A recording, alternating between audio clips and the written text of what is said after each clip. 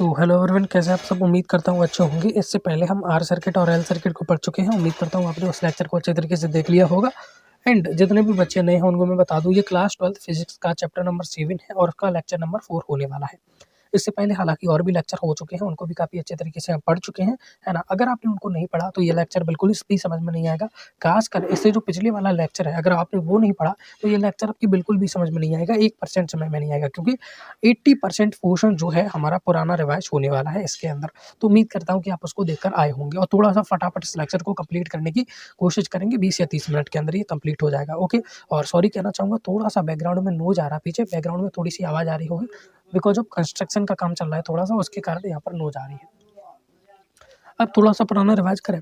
यहाँ पर हम पढ़ चुके हैं आर को, आर सर्किट को, है ना। रेसिस्टिक आई थिंक रेसिस्टेंस सर्किट बोलते हैं उसको, है ना।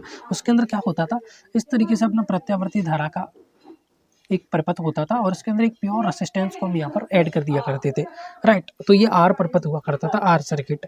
फिर हमने क्या किया, फिर हमने यहाँ पर किया इसी तरीके से एक परपथ और लिया, इसमें यहाँ पर एक स्वप्रेरण कुंडली यहाँ पर लगा दी, यानी एक तरीके से कहूँ तो परिनालिका यहाँ पर लगा दी मैंने। तो ये हो गया क्या, अपना एल सर्किट, है ना। इसके लिए भी कुछ वैल्यू निकल के आई थी, आई होप आपको वो याद होंगी। अगर याद है तो कमेंट सेक्शन में लिख देना, ठीक है। तो ये हो गया आर सर्किट के लिए, ये हो गया अपना एल सर्किट के लिए।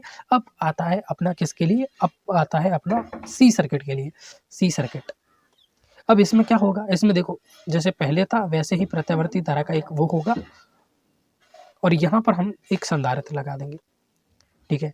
यहाँ पर प्लस प्लस होता है, दिखाना पॉसिबल नहीं है, डायग्राम छोटा है इसीलिए। तो ये संधारित्र होते हैं, आप सभी को पता होगा संधारित्र कैसे होते हैं, इस तरीके से माइनस माइनस माइनस, है ना, इस तरीके से।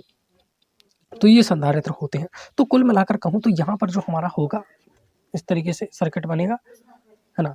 इस तरीके से इसमें प्रत्यावर्ती धारा आई बहेगी, प्रत्यावर्ती धारा होगी वो नॉर्मल अल्टरनेटिव करंट होगा, ना कि डायरेक्ट करंट। और उसके लिए हमें वीएम और आईएम की वी और आई की वैल्यू हमें ज्ञात करनी होगी और उसको ज्ञात करने के बाद और समझेंगे जो भी है मटेरियल है, कैसे क्या पढ़ना है सब कुछ, ठीक है। चलिए बढ़ते हैं। सबसे पहले सर्किट ड्रॉ करते हैं। ये प्रत्यावर्ती धारा का अपन ने वो बना लिया सर्किट, और यहाँ पर क्या है अपना ये कैपेसिटर ऐड है, कैपेसिटर। C4 क्या होता है, कैपेसिटर, है ना। इसीलिए इसको सी सर्किट बोला जाता है। वो रेसिस्टेंट ऐड था इसीलिए आर सर्किट बोलते थे, यहाँ पर कैपेसिटर ऐड है इसीलिए इसको सी सर्किट बोलते हैं, यानी संधारित्र। अब यहाँ पर प्रत्यावर्ती धारा फ्लो हो रही है, हम सभी जानते हैं। और प्रत्यावर्ती धारा के लिए मैंने आपको सूत्र क्या बताया था, वी का VM sin ओमेगा टी। उम्मीद करता हूँ याद होगा, अगर आप भूल गए तो आप बिल्कुल पागल होने की कगार पर हो, ये मान के चलो, क्योंकि लगभग 4-5 बार इस फॉर्मूले को मैं आपको बता चुका हूँ। अबे यार,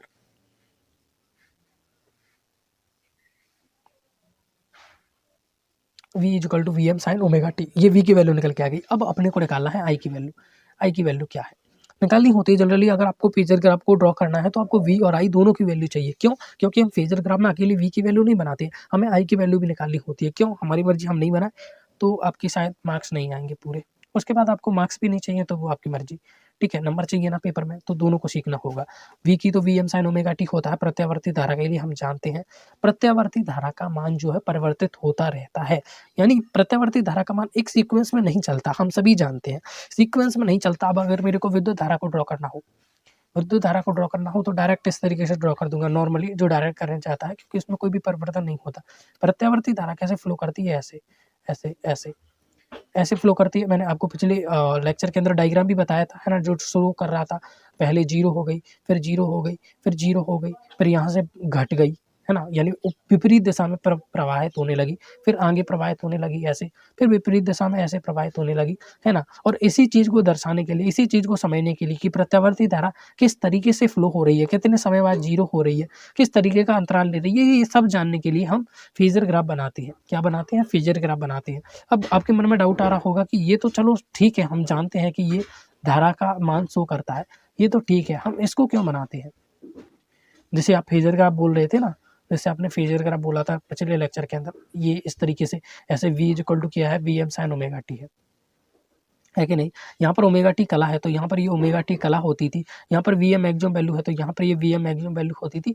इस ग्राफ को क्यों बनाते हैं, इसका क्या यूज है, देखो सब कुछ आपकी समझ में आएगा, वीडियो को एंड तक देखना, है ना। तो फेजर ग्राफ मैंने पूरा एक्सप्लेन नहीं किया था आपको, क्योंकि लगभग 43 मिनट की वीडियो हो गई थी, तो आपको ज़्यादा एक्सप्लेन करता तो एक तो आपका दिमाग का भी कचरा हो जाता, और फिर आप समझ सकते हो। यहाँ पर एक्सप्लेन करेंगे, काफ़ी बेहतर तरीके से समझ में आएगा। तो यहाँ पर क्या है, v is equal to V M sine omega T, right और रॉन्ग? No, right. अब आई की वैल्यू अपने को निकालनी है। आई क्या है, विद्युत धारा। विद्युत धारा का एक सूत्र मैंने विद्युत धारा के चैप्टर में ही पढ़ाया था, जब चैप्टर स्टार्ट हुआ था। तो सबसे पहले मैंने आपको क्या बताया था, विद्युत धारा क्या होती है। कोई भी हमारे पास चालक तार ले लो, उससे एकांक समय में जितना आवेश प्रवाहित होता है उसी को हम विद्युत धारा कहते हैं। यानी मान लीजिए डी क्यू आवेश प्रवाहित होता है डी टी समय में, यानी बहुत छोटा सा आवेश बहुत ही छोटे समय में, एकांक आवेश एकांक समय में प्रवाहित होता है, तो उसी को विद्युत धारा कहते हैं। भैया याद है कि भूल गए? उम्मीद करते हैं आपको याद ही होगा, है ना। और भूल गए तो भैया इसमें हमारी कोई गारंटी नहीं है, फेल होने की गारंटी फिर आपकी है। तो आई इज इक्वल टू क्या हो गया, D Q by D T, यानी आवेश में प्रवाह की दर बट समय के सापेक्ष, राइट। इसी को विद्युत धारा कहते हैं, विद्युत धारा का सूत्र है। तो हमें आई की वैल्यू निकालनी है, हम आई की वैल्यू निकाल लेंगे, कोई दिक्कत नहीं है। बट समस्या ये है कि यहाँ पर आ रहा है क्यू, क्यू में से आवेश है कि नहीं, आवेश। आवेश का मान कैसे निकालें, आवेश की वैल्यू क्या होगी। और मैं आपको संधारित्र के लिए आवेश और जो विभवांतर V होता है उसके अंदर संबंध पढ़ा चुका हूँ। Q इज इक्वल टू होता है CV। ये कहाँ निकल के आया, जब संधारित्र पढ़ा था तब इसको सीखा था, है ना। आपको याद नहीं है, जाओ जाके पहले संधारित्र वाले लेक्चर को देख लो, है ना। अभी नहीं, लेक्चर को देखने के बाद चला जाना। लेक्चर को देखने के बाद आप कहाँ जब पर जाओगे, कोई दिक्कत वाली बात नहीं है।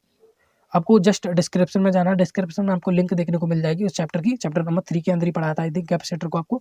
वहाँ पर कैपेसिटर से रिलेटेड जितनी भी डेरिवेशन है सब आपको देखने को मिल जाएंगे। और थोड़ा सा जीभ जो है अभी पता नहीं क्या हो रहा है इसको।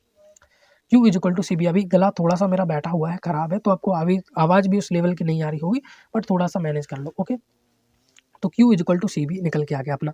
आई is equal to D Q by D T. अब हमें आई की वैल्यू निकालनी है कि नहीं। तो आई इज इक्वल टू क्या है, D Q by D T, right. I is equal to D Q by D T. अब एक मिनट, अब यहाँ पर ध्यान देने की बात है, यहाँ पर क्या है, ये Q है कि नहीं, यहाँ पर ये क्या है, Q है। तो यहाँ पर अगर ये Q है तो क्या हमारे पास Q की वैल्यू पता नहीं है, Q की वैल्यू हमें पता है ना, CV है कि नहीं। तो यहाँ पर ये जो डी क्यू है, Q की जगह पर मैं ये नहीं लिख सकता CV। तो कुछ नहीं किया मैंने, I is equal to D Q by D T था, डी क्यू की जगह पर मैंने CV लिख दिया, क्योंकि हमें Q की वैल्यू का मान पता है अच्छे तरीके से। अच्छा, आप बोलोगे ऐसे तो हमें और भी वैल्यू पता है, कैसे, जैसे कि यहाँ पर है C इंटू वी। अब हमें तो V की वैल्यू भी पता है, क्या, V M sine omega T. तो क्या हम रख दें, तो बिल्कुल रख दो भैया, बिल्कुल रख दो, यहाँ पर कोई दिक्कत वाली बात ही नहीं है। I is equal to D C, V की जगह पर आप क्या रख दो, V M sine omega T, और बटे में क्या लिख दो, डी टी। जॉन है वो है, उसमें तो कोई दिक्कत ही नहीं है। तो देख लो, दोबारा देख लो, कोई दिक्कत वाली बात तो यहाँ पर होगी नहीं आई थिंक। देखो, आई इज इक्वल टू होता है D Q by D T. इसको हम चैप्टर नंबर 3 के स्टार्टिंग में ही पढ़े थे, D Q by D T. अब यहाँ पर क्यू क्या है, आवेश है, तो क्यू की जगह पर सी भी आ जाएगा, संधारित्र में पढ़ा था, तो क्यू की जगह सी भी आ गया। अब ऐसे तो हमें वी की वैल्यू भी पता है, वी की वैल्यू क्या है, V M sine omega T, किसके लिए, प्रत्यावर्ती धारा के लिए। तो वी की जगह पर क्या हम V M sine omega T रखते, बिल्कुल रख दो। तो यहाँ पर ये जो सी इंटू वी था, तो सी इंटू हो गया V M sine omega T, जो वी था इसकी जगह पर क्या आ गया, ये आ गया V M sine omega T. उम्मीद करता हूँ यहाँ तक कोई दिक्कत नहीं होगी। अब मैंने आपको क्या बताया था, समाकलन क्या होता है, इस तरीके से जब सांप डसने आता है तो उसको समाकलन कहते हैं। और इसी तरीके से समाकलन के एक दुश्मन होते हैं जिसे अवकलन कहते हैं, वो कुछ इस तरीके से लेके जाते हैं डी बाई डी टी, और यहाँ पर जो भी संख्या लिखी है उसका क्या हो रहा था, होता है अवकलन हो रहा था। यहाँ पर देखने की कोशिश करो जरा, ये हो गया अपना डी और ये हो गया डी टी। तो कुल मिलाकर मैं ये नहीं कह सकता कि इस पूरी संख्या का क्या हो रहा है, अवकलन हो रहा है। तो भैया अवकलन करते हैं, अवकलन करना उम्मीद है आपको आता होगा। बायोलॉजी वाले बच्चों के दिमाग के तोते उड़ जाएंगे, पर थोड़ा सा देखने की कोशिश करें। सी क्या होता है, ये कांस्टेंट होता है, हम सभी को पता है, तो ये आ गया बाहर। यहाँ पर वी एम क्या होता है, वी एम ऑलवेज कांस्टेंट होता है, शिखर मान होता है, हम सभी जानते हैं इस चीज़ को। तो ये भी क्या होता है, कांस्टेंट होता है। बचा क्या अपना, यहाँ पर बचा अपना साइन ओमेगा टी, है ना, ये कांस्टेंट नहीं है, इसका हमें अवकलन करना है। तो d by D t as it is का as it, d by D t as it is का एज इट इज। बचा क्या, साइन ओमेगा टी। समझ में नहीं आया, देखो यहाँ पर सी और वी एम ये दोनों पोर्शन थे, ये क्या थे, कांस्टेंट थे, तो ये सी और वी एम क्या आ गए, बाहर आ गए। बचा क्या, D by D T, D by D T, sign omega T, sign omega T. यानी कुल मिलाकर अब क्या होगा, साइन ओमेगा टी का क्या होगा, समाकलन, अवकलन होगा थोड़ी। अब साइन ओमेगा टी का अवकलन क्या होता है, आप सभी को मैंने बताया था। दो डिब्बे बनाएंगे, यहाँ पर दो डिब्बों से समझने की कोशिश करेंगे।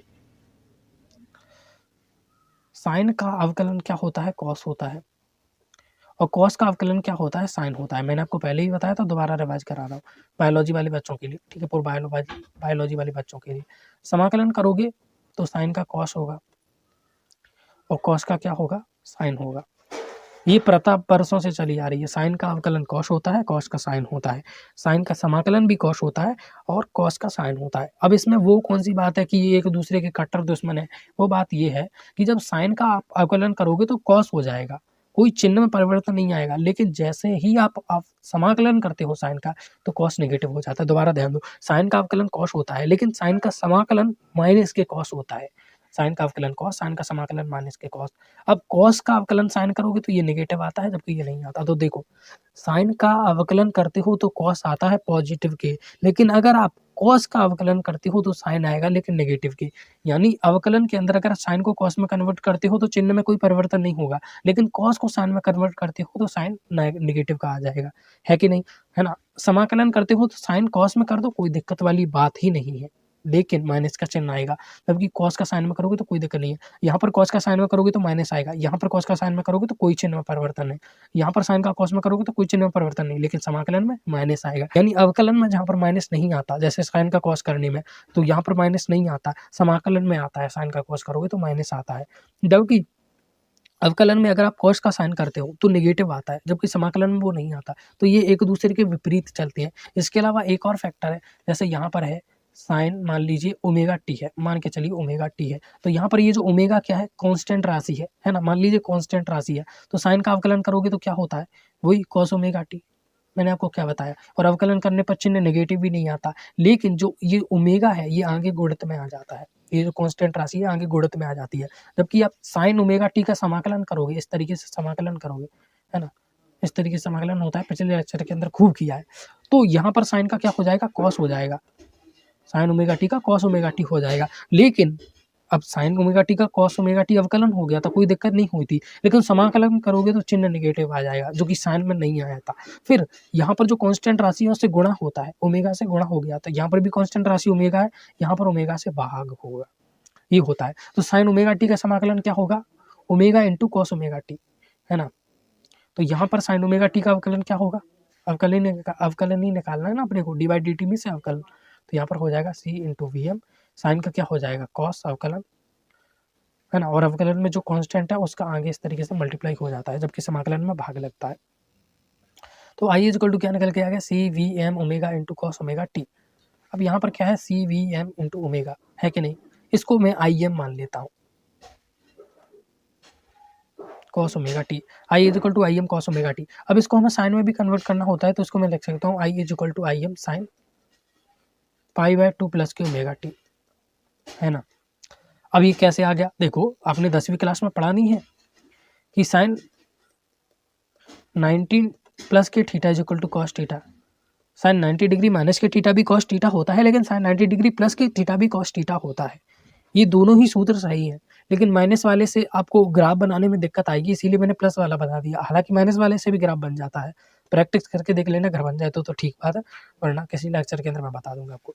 तो यहाँ पर sine 90 plus theta is equal to क्या होता है, कॉस थीटा। अब 90 डिग्री को आप क्या लिख सकते हो, पाई बाय 2, है ना? तो यहाँ पर मैं लिख सकता हूँ साइन पाई बाय 2 प्लस के थीटा कितना है, यहाँ पर ओमेगा टी है, थीटा तो ओमेगा टी है ना, यहाँ पर कॉस ओमेगा टी, ये कला जो होती है इसी को थीटा बोलते हैं, बराबर कॉस थीटा क्या आएगा यहाँ पर ओमेगा टी, तो थीटा की जगह पर ओमेगा टी लिख दिया, बस कुछ नहीं, है ना? और 90 डिग्री को पाई बाय 2 लिख सकते हैं, क्यों, रेडियन में पाई बाय 2 होता है। तो साइन पाई बाय 2 प्लस की ओमेगा टी बराबर क्या हो गया, कॉस ओमेगा टी। वही तो मैंने यहाँ पर लिखा है, i M cos omega T की जगह साइन पाई बाय 2 प्लस की ओमेगा टी, क्योंकि यहाँ पर कॉस ओमेगा टी किसके बराबर है, साइन पाई बाय 2 प्लस की ओमेगा टी। बहुत सारी चीज़ें जो कि आपकी समझ में नहीं आ रही होंगी, थोड़ी सी मिस हो रही होंगी, मेनली बायोलॉजी वाले बच्चों की, तो वीडियो को ईट फिर रिपीट फिर रिपीट फिर रिपीट करके देखें, तभी कुरकुरे का मजा आएगा, ठीक है? तो यहाँ पर क्या हो गया, i is equal to I am cos omega T. उम्मीद करता हूँ यहाँ तक आपको कोई दिक्कत हुई नहीं होगी, मैंने पूरी जोर लगाया है, आपको पूरी कोशिश की है कि आपको यहाँ तक एक्सप्लेन कर दिया जाए। तो ये किसकी वैल्यू निकल के आ गई, ये निकल के आ गई कि I am cos omega T के, और ये आई m sine pi by 2 plus omega T के। अब आता है फेजर ग्राफ। फेजर ग्राफ क्यों बनता है, कैसे बनता है, इन सारी चीज़ों को भी समझ लेते हैं। फेजर ग्राफ, ठीक है, कैसे बनता है पहले तो ये देख लो, पहले पुराने लेक्चर के अंदर मैंने आपको बता दिया था। अबे यार छोड़ो ना तुम, सीधे बनाओ, ये खम्बा ये धरती, बस। अब सबसे पहले v is equal to V M sine omega T है, v is equal to V M sine omega T है कि नहीं? इसका ग्राफ कैसे बनता है, ओमेगा टी है तो यहाँ पर ओमेगा टी क्या आ गया, अपना कोण आ गया कि नहीं, ओमेगा टी यहाँ पर कोण आ गया। उसके बाद यहाँ से ये सीधा निकल गया आई एम, क्या हो गया, आई एम हो गया, सॉरी वी एम होता है यार, वी का ग्राफ बनाया है तो यहाँ पर मैक्सिमम वैल्यू वी एम है, तो ये हो गई मैक्सिमम वैल्यू। मैक्सिमम वैल्यू कितनी हो गई, वी एम। पिछले लेक्चर के अंदर भी बताया था, ये V M sine omega T का ग्राफ इस तरीके से बनता है। अगर आपको याद नहीं है तो ये आपकी दिक्कत है। अब आई की वैल्यू क्या निकल के आई है, आई की वैल्यू निकल के आई है i m sine pi by 2 plus q omega T, i m sine pi by 2 plus q omega T, है ना। देख लो भैया एक और बार, sine pi by 2 plus q omega T है ना, pi by 2 plus q omega T. तो ओमेगा टी तो यहाँ से यहाँ तक हो गया। पाई बाई 2 कितना होता है, 90 डिग्री कोई बोलते हैं पाई बाय 2, बताया था कि नहीं। तो यहाँ से देखो 90 डिग्री का अंश इस तरीके से, ये 90 डिग्री का कोण बना लिया मैंने। अब 90 डिग्री के कोण पर अब ग्राफ खींचो, लो केसरिया तेरा स्कैपिया हो गया, ठीक है। ये क्या हो गया अपना आई एम, आई एम क्या होगी मैक्सिमम वैल्यू, ये क्या है वी एम है ना, और ये क्या है आई एम, आई एम क्या है अपनी मैक्सिमम वैल्यू शिखर मान, ठीक है। ओमेगा टी किसका है, वी एम का, तो वी एम का साइन ओमेगा टी ही है। आई एम का कितना है, ओमेगा टी यहाँ से यहाँ तक 19 डिग्री और 19 डिग्री और, तो पाई बाय 2 यानी 90 डिग्री और किससे, ओमेगा टी में पाई बाय 2 जोड़ो, तभी आई एम का ग्राफ बन के आया है। तो ये फेजर ग्राफ आपका बन के तैयार हो गया। आई होप आपकी अच्छे तरीके से समझ में आ गया होगा, है ना, यहाँ तक आपको कोई दिक्कत नहीं हुई होगी। अब समस्या ये आती है कि फेजर ग्राफ बनाते क्यों, इसका क्या यूज है, इसमें मैक्सिमम कन्फ्यूजन आपको बना रहता है, राइट। देखो भैया मैंने आपको क्या बनाया था, हम ग्राफ इसीलिए बनाते हैं ताकि हम धारा के मान को चेक कर सकें। जैसे कि हमने आर सर्किट को निकाला था, उसके लिए धारा का मान कैसे निकला था, प्रत्यावर्ती धारा का मान इस तरीके से। तो देख लो धारा समान रूप से वितरित नहीं हो रही थी, इसका शिखर मान अलग आ रहा था, इसका मैक्सिमम वैल्यू अलग आ रहा था। इसी चीज को समझने के लिए, इसी चीज को ऑब्जर्व करने के लिए हम क्या बनाते हैं, ग्राफ को ड्रॉ करते हैं, है ना, ग्राफ को ड्रॉ करते हैं। शुरुआत के 2 लेक्चर आई थिंक आपको बोरिंग लगे होंगे थोड़े, अब मैं क्या कर सकता हूँ उसमें, अगली बार कोशिश करूंगा कि आपको इंटरेस्टिंग वे में पढ़ाऊँ थोड़ा ज़्यादा, ठीक है। ठीक है, अब ये आर सर्किट के लिए निकल के आया था, जो हमने वो वाला सर्किट बनाया था ना एल सर्किट, उसके लिए क्या ग्राफ निकल के आया था, इस तरीके से, याद हो आपको तो, इस तरीके से। अरे भैया थोड़ा सा, ये मैक्सिमम था तब ये जीरो था, और जब ये जीरो था तब ये मैक्सिमम था, है ना, जब ये मैक्सिमम था तब ये जीरो था, और जब ये जीरो था तब ये मैक्सिमम था, है ना, इस तरीके से। जब ये जीरो था, सॉरी, जब ये मैक्सिमम था तब ये जीरो था, और जब ये मैक्सिमम था, जीरो था तब ये मैक्सिमम था। थोड़ा सा आउट ऑफ जा रहा होगा ना आपके दिमाग से, हाँ पुराने लेक्चर नहीं देखोगे तो यही होगा। ये जब ये जीरो है तो ये मैक्सिमम है या मिनिमम, मैक्सिमम बोलो, वो दिशा का फर्क है बस, और कोई फर्क नहीं है ना, शिखर मान है ये भी, बस दिशा अलग है। अब देखो जब ये जीरो है तब ये ज़्यादा है, मैक्सिमम है। जब ये जीरो है, यहाँ पर ये जीरो है, तब ये मैक्सिमम है ना, ये मैक्सिमम वैल्यू होती है जितना ऊपर होता है, ये जीरो वाली लाइन है ना, इससे ऊपर है तो भी ज़्यादा है, नीचे है तो भी ज़्यादा है, मिनिमम नहीं है, मैक्सिमम ही है वो, बस दिशा का थोड़ा परिवर्तन होता है। तो यहाँ पर देखो ये मैक्सिमम तब भी ये जीरो है, यहाँ पर ये मैक्सिमम तब भी ये जीरो है, यहाँ पर ये मैक्सिमम तब भी इसका मान जीरो है ना, और यहाँ पर भी ये मैक्सिमम तब भी इसका मान जीरो। अब सुनो, ये जीरो कब है, यहाँ पर ये जीरो है,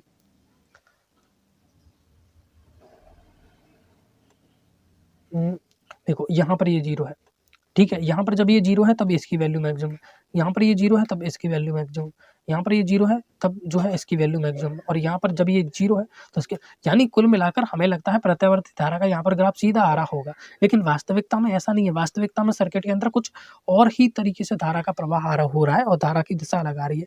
इसी चीज को ऑब्जर्व करने के लिए हम फेजर ग्राफ बनाते हैं। अब बोल रहे होगे चलो भैया वो तो ठीक है, वहां तो हमें कोई दिक्कत ही नहीं है, आप ये बताओ कि हम ये वाला ग्राफ क्यों बनाते हैं, ये वाला ग्राफ। चलिए इस वाले ग्राफ को मैं इधर फोटो कॉपी कर दूं तो समझ जाओगे आप सब कुछ, होशियार बंदे हो।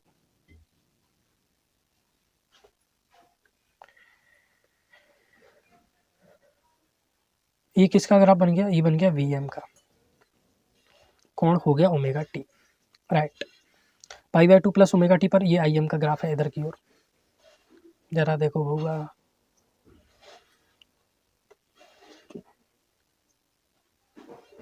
लो ये बन गया किसका ग्राफ, IM का। ठीक है, अब मैं आपको बताता हूँ कि इनका यूज क्या होता है, ये क्यों बनाए जाते हैं, इसका क्या मतलब निकल के आता है, ये एक्चुअली में होते क्या चीज़ है। ठीक है, इस चीज़ को आपको समझना है। ये एक्चुअली में जो अभी मैंने आपको ग्राफ बनाया था ना, ऐसे ऐसे करके ऐसे ऐसे ऐसे ऐसे बिल्कुल सांप जैसे लहरा दिया था, तो ये वही है, कोई अंतर नहीं है, बस ये एक हिस्से को प्रदर्शित करते हैं आपको। कैसे, इसका मैं पूरा ग्राफ ड्रॉ करूं? ठीक है, करता हूं। अब देखो, यहाँ से ये VM गया इस तरीके से, और ये फिर इधर जाकर शून्य हो गया, फिर ये इसकी दिशा परिवर्तित हुई, ये इस तरीके से गया, इस तरीके से, ये इस तरीके से गति करता है। हम सभी जानते हैं प्रत्यावर्ती धारा की दिशा कैसे होती है, इसी तरीके से गति करती है। तो ये प्रत्यावर्ती धारा पर इस तरीके से गति करने लगी, यहाँ पर करेगी सेम चीज गति, यहाँ पर करेगी, है ना, इस तरीके से।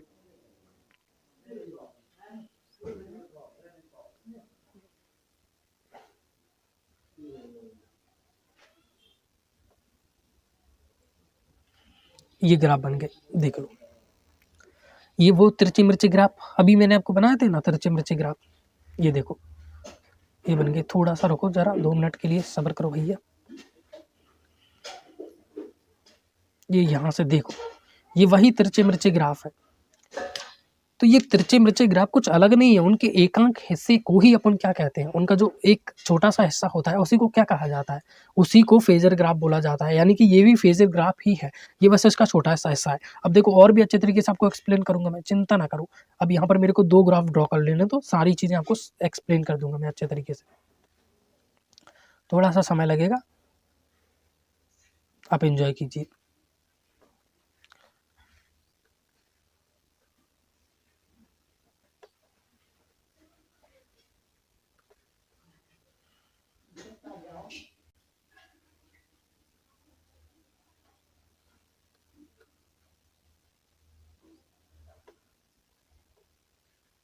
ऐसे पढ़ने में मज़ा आता है, क्योंकि पिछली बार मैंने आपको थोड़ा बोरिंग टाइप पढ़ा दिया था, कुछ चीज़ें आपके मन में डाउट में रह गई थी, उनका सॉल्यूशन आज हो जाएगा, इसीलिए काफ़ी ज़्यादा मज़ा आएगा, है ना। ये किसका बन गया, VM का ग्राफ, आर सर्किट के लिए बना रहा हूँ। ये किसके लिए बना रहा हूँ, आर सर्किट के लिए। कल पढ़ाया था ना आर सर्किट के लिए, उसके लिए कैसा ग्राफ निकल के आया था, VM sin ओमेगा t। नहीं देखा है तो इससे अब जाकर देख लेना, डिस्क्रिप्शन में लिंक है, ठीक है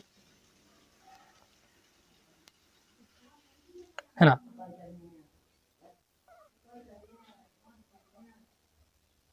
ये किसका, आई का ग्राफ बनेगा, ये किसका था, आई का ग्राफ था। आई का ग्राफ इस तरीके से था कि नहीं,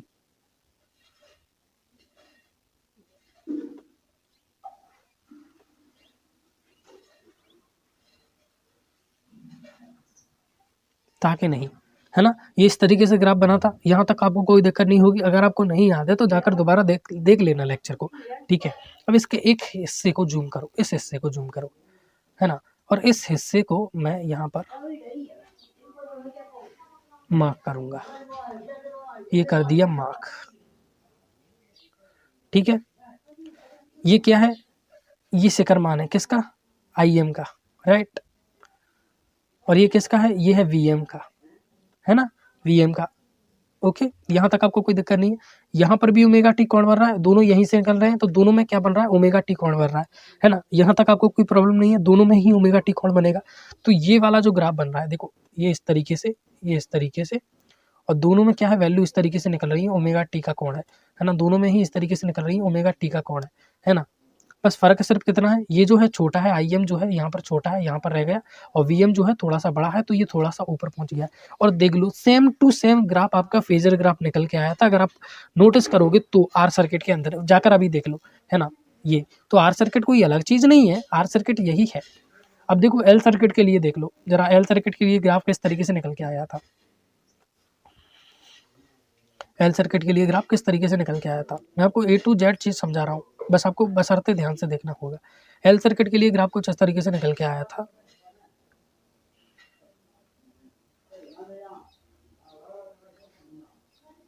थोड़ा सा फास्ट करते हैं अगर,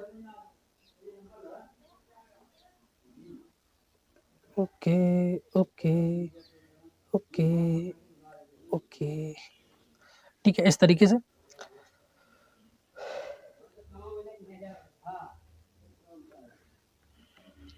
और दूसरा निकल के आया था,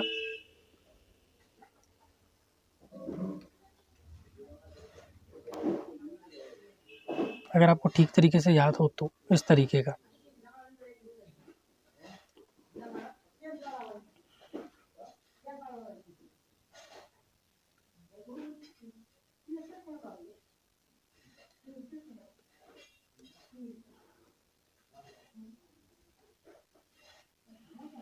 ठीक है, उसका ग्राफ कुछ इस तरीके से निकल के आया था, है कि नहीं? इसी तरीके से निकल के आया था, है ना? अब इस ग्राफ को आप चाहो तो फेज़र ग्राफ से बना सकते हो, क्योंकि यही फेज़र ग्राफ है ना? फेज़र ग्राफ उसका किस तरीके से निकल के आया था? इस तरीके से, है ना? वीएम निकल के आया था अपना ऐसे, है ना? और आईएम अपना निकल के आया था ऐसे, है ना? कुछ माइनस हो रहा था इधर की ओर, है ना? इधर ही था ना, ओमेगा टी थोड़ा-सा कम था, पाई/2 ओमेगा टी इसी तरीके से कुछ निकल के आया था, है ना? तो अब इसका ग्राफ बनाने की कोशिश करो, इसका ग्राफ कुछ इस तरीके से बनेगा।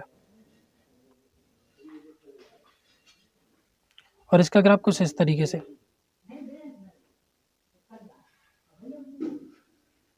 और देख लो, ये ग्राफ दोनों बिल्कुल सेम है। जब ये मैक्सिमम है तो ये मिनिमम है, जब ये मैक्सिमम है तो ये मिनिमम है ना? जब ये मैक्सिमम है तो ये मिनिमम है ना? और यही ग्राफ यहाँ पर है, देख लो, है ना? और भी तरीके से अच्छे तरीके से आपको एक्सप्लेन करूँ थोड़ा-सा, इसी के अंदर चले जाओ।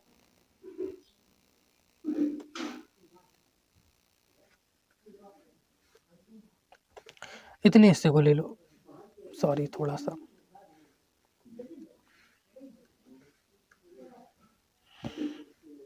जब ये इस तरीके से ओमेगा टी बनाकर कोण मैक्सिमम पर जा रहा है, तब ये देखो मिनिमम पर जा रहा है। देख लो, इधर जा रहा है ये मिनिमम पर, है ना? अब यहाँ पर दिखाना पॉसिबल नहीं है, देख यहाँ पर देखो नीचे की तरफ है ये, इस तरीके से, है ना? और फेज़र ग्राफ अगर आप उसका चेक करोगे तो वो सेम इसी तरीके का था, है ना? इस तरीके से था, इस तरीके से अपना वीएम था, है ना? और इस तरीके से अपना आईएम निकल के आया था। अब ग्राफ बनाने की कोशिश करो, इसका ग्राफ कुछ इस तरीके से बनेगा और इसका ग्राफ कुछ इस तरीके से बनेगा। इसका ग्राफ कुछ इस तरीके से बनेगा, इसका ग्राफ कुछ इस तरीके से बनेगा, क्योंकि ये छोटा था, है ना? आईएम थोड़ा-सा छोटा था, आईएम ऐसा था, तो इसका ग्राफ ऐसा बनेगा और इसका ग्राफ किस तरीके से ऐसे, है ना? इस तरीके से। और देखो ये ग्राफ डिक्टो ऐसा ही बना हुआ है, ये एल सर्किट के लिए निकल के आया था। अब छोड़ो, अब अपने सर्किट के ऊपर आते हैं। अपना सर्किट कौन-सा है? ये वाला सर्किट, है ना? तो इसका ग्राफ कैसे बन रहा है? जब ये मैक्सिमम है, तब ये क्या है? मिनिमम है, यानी 0 है। जब ये मैक्सिमम है, तब ये कितना है? 0 है। जब ये मैक्सिमम है, तब ये कितना है? 0 है ना? इसी तरीके से ग्राफ बन रहा है, देख लो ज़रा। ये 0 है, तब ये मैक्सिमम है कि नहीं? और जब ये 0 है, तब ये मैक्सिमम, है ना? तो एक जब ज़्यादा रहता है, तो दूसरा बिल्कुल 0 पर पहुँच जाता है। दूसरा जब 0 पर रहता है, तो एक मैक्सिमम पर पहुँच जाता है। अच्छा, आप खुद से डायग्राम बनाने की कोशिश करो, मैंने कैसे बनवाए थे पहले आपको।